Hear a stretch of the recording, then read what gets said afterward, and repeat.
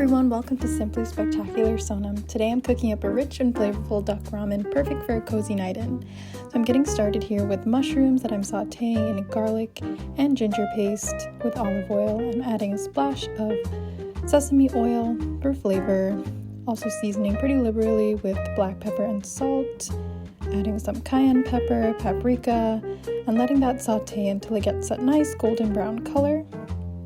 Once that's ready, we'll set that aside and then get started on our carrots, which have basically the same garlic and ginger base. I just added some soy sauce and some salt and pepper.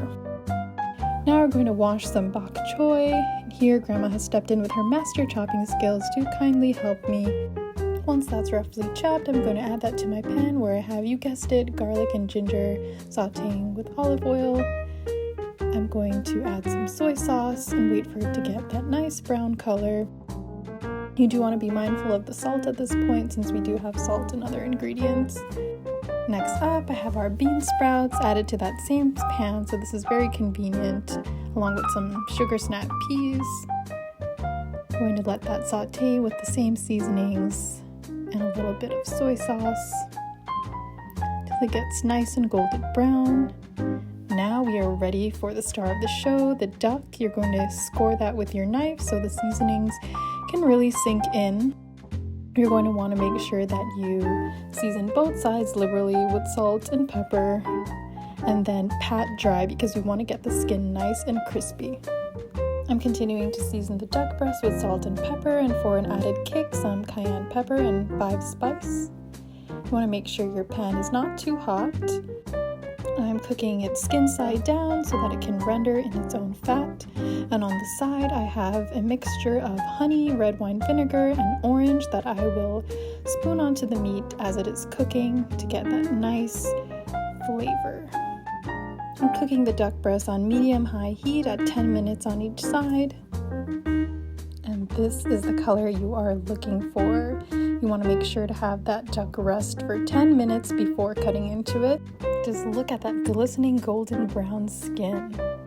Alrighty, as that duck is resting, let's get our broth prepared. So I have some chicken broth, minced ginger, and garlic.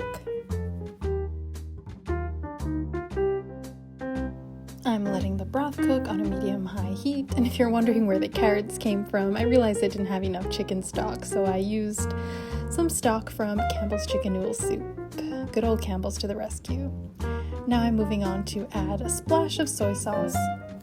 I saved some of that duck fat from earlier, and I'm going to add it in to enhance the savory element of our broth. Now I'm adding a bit of chili oil for a spicy kick. On the side, I've been preparing some boiled egg. It's time to boil our ramen. This should take around 10 minutes because I'm making 2 packs. While that's boiling, I'm going to add some scallions to our broth. Once the ramen's ready, you're going to strain it, and I like to add a little bit of garlic butter for richness. Our duck is done resting, so now it's time to slice it. Look at how tender and juicy that meat is. It has cooked perfectly, and that orange-red vinegar honey mixture has added a great brightness to the flavor. Alright, we're all set. I think now the next step is for us to assemble our ramen. Starting off with my broth, then adding our cooked ramen noodles, adding pieces of that succulent duck meat. Here is our final dish with all of our vegetables, boiled egg, and I also added lime juice for some acidity. This duck breast ramen was honestly so satisfying, flavorful, and comforting. It's simply spectacular, and there you have it. If you enjoyed this recipe, don't forget to like this video, subscribe to my channel, and let me know in the comments what you'd like to see next. Thanks for watching, and see you next time.